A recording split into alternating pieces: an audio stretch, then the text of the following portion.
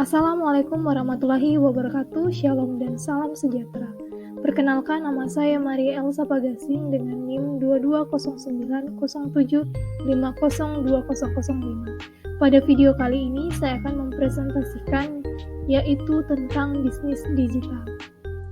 Nah, berikut adalah 5 hal yang akan saya bahas pada video kali ini, yaitu definisi bisnis digital, yang kedua, mengapa bisnis digital itu penting, yang ketiga, apa saja ruang lingkup bisnis digital, yang keempat, infrastruktur bisnis digital, dan yang terakhir adalah contoh model bisnis digital.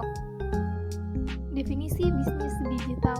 Nah, bisnis digital atau digital business adalah pemanfaatan alat-alat digital ataupun teknologi di dalam dunia bisnis untuk menciptakan produk-produk ataupun untuk memasarkannya. Kita masuk pada pembahasan yang kedua, yaitu mengapa bisnis digital itu penting. Nah, saat ini dapat kita lihat bahwa bisnis digital telah berkembang lebih dari sekedar memasarkan produk secara online, dan tentunya kedepannya akan terus berkembang seiring berjalannya waktu. Menurut Accenture, bisnis digital menciptakan keunggulan kompetitif berdasarkan kombinasi unik dari sumber daya digital dan fisik.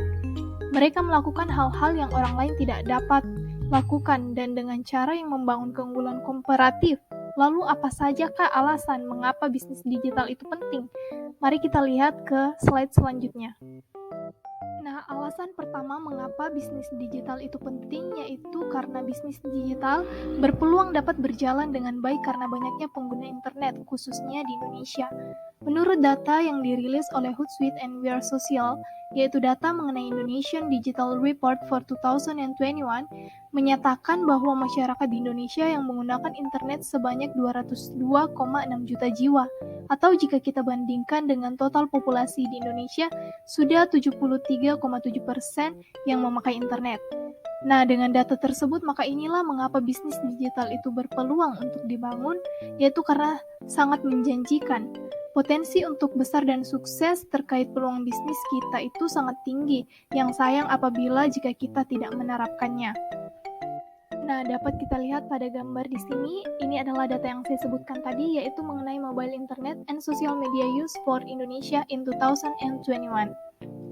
Alasan kedua mengapa bisnis digital itu penting, yaitu bisnis digital dapat membuat penerapan marketing yang lebih terarah dan tertarget.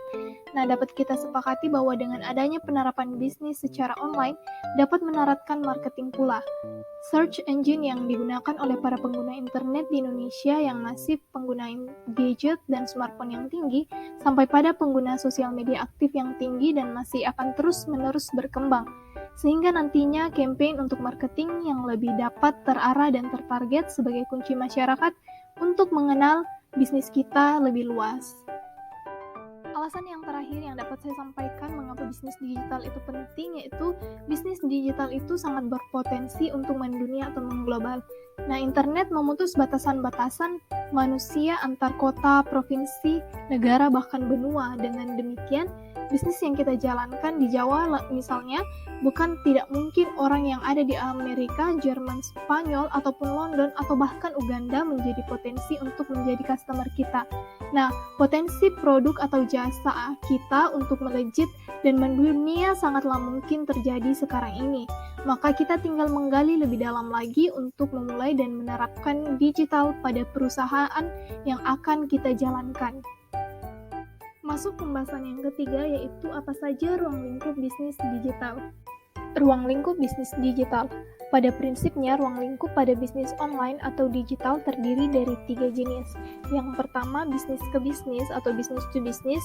Yang kedua, bisnis ke konsumen atau business to consumer. Yang ketiga, konsumen ke konsumen atau consumer to consumer. Berikut adalah pembahasan lebih lanjutnya. Bisnis to business adalah hubungan bisnis yang dilakukan antara perusahaan dengan perusahaan atau sesama pengusaha dan pelaku bisnis. Contohnya adalah rawali.com. Untuk contoh lainnya dapat dilihat pada slide ini. Bisnis to consumer yang merupakan aktivitas bisnis yang dilakukan oleh perusahaan yang menjual langsung produknya kepada konsumen. Contohnya di Indonesia adalah Blibli, JD.ID, dan Lazada. Yang terakhir adalah consumer to consumer, di mana consumer atau pelanggan itu dapat saling menjual barang dagangannya atau jasanya terhadap satu sama lain. Contoh yang paling terkenal di Indonesia saat ini adalah seperti Shopee dan Tokopedia. Infrastruktur bisnis digital adalah sebuah kombinasi tentang hardware, software, isi dan konten, data yang digunakan untuk menyampaikan pelayanan e-bisnis untuk karyawan, konsumen, dan juga rekan kerja. Nah, berbicara tentang infrastruktur bisnis digital ini, merupakan kombinasi terkait 3 hal yaitu people, things, dan bisnis. Berikut penjelasan lebih lanjutnya. Nah, pada sisi manusia atau human, dibutuhkan banyak hal yang perlu diperhatikan, yaitu seperti pengetahuan, keahlian, pengalaman, kompetensi, komitmen, nilai, dan juga norma. Sedangkan dari sisi teknologinya atau sisi fisiknya, kita membutuhkan seperti hardware, software, teknologi komunikasi, data, dan aplikasi utama. Adapun 4 karakteristik infrastruktur bisnis digital, yaitu yang pertama connectivity, yang kedua compatibility, yang ketiga modularity atau modularitas, dan yang terakhir adalah personal IT. Nah, connectivity di sini yaitu menghubungkan pengguna yang memungkinkan untuk berbagi informasi sehingga berdampak pada perluasan implementasi aplikasi. Sedangkan compatibility yaitu kemampuan untuk membagikan segala macam informasi maupun aplikasi lewat komponen teknologi yang ada dalam perusahaan secara menyeluruh.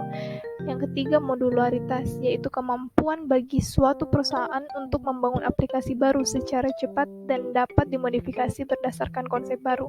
Dan yang terakhir, personal IT. Personal IT selain harus memiliki pengetahuan dan keterampilan, ia juga harus memiliki sikap yang baik agar tidak menyalahgunakan proses bisnis perusahaan yang digunakan untuk menerapkan aplikasi yang bisa menunggu strategi bisnis di perusahaan.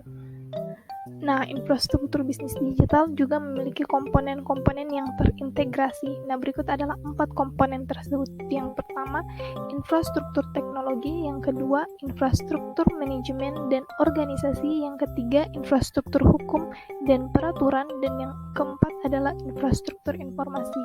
Untuk penjelasan lebih lanjutnya dapat dibaca pada slide ini. Nah, sampailah kita pada pembahasan yang terakhir, yaitu tentang contoh model bisnis digital. Adalah contoh model bisnis digital. Sebelum membahas lebih lanjut tentang model bisnis digital, saya akan menjelaskan pengertian model bisnis digital. Nah, model bisnis adalah struktur atau ide untuk persepsi dari konsumen terhadap suatu produk.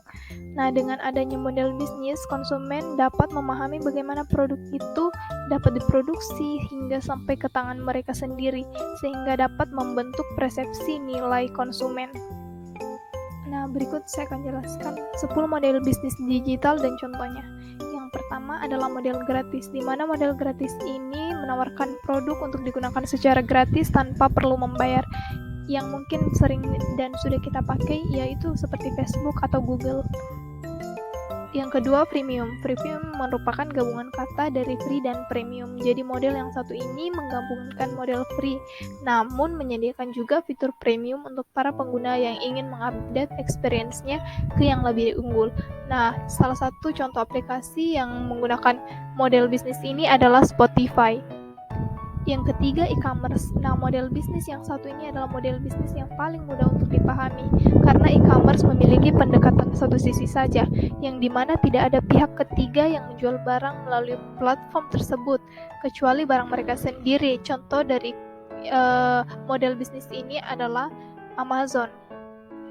Yang keempat adalah marketplace. Nah, berbeda dengan e-commerce, marketplace sendiri menggandeng banyak pihak untuk bergabung meramaikan penjualan di platformnya. Nah, contohnya seperti Shopee, Tokopedia, dan Bukalapak. Yang kelima, model berlangganan atau subscription. Nah, bisnis ini memberikan penawaran berupa akses, pembaruan layanan, dan lain-lain.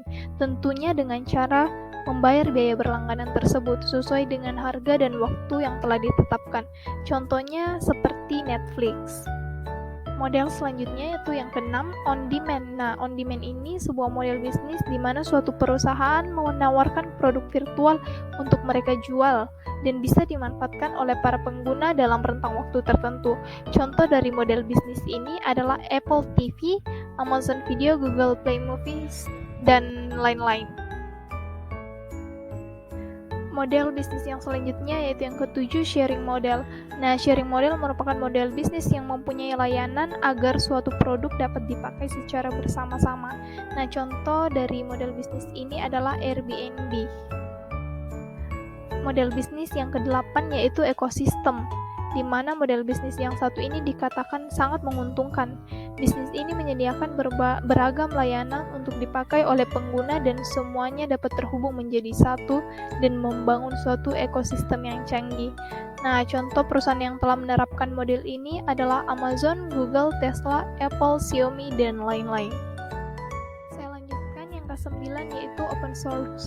Sesuai dengan namanya, model bisnis digital ini menyediakan barangnya dengan gratis, digunakan secara gratis, bahkan dibangun bersama dengan komunitasnya secara bebas.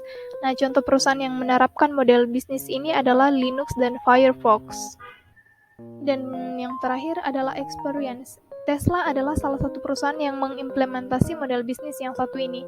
Tujuannya adalah memproduksi barang yang menghadirkan pengalaman baru di sebuah industri yang dahulunya belum memasukkan unsur tech sebagai bagian user experience-nya.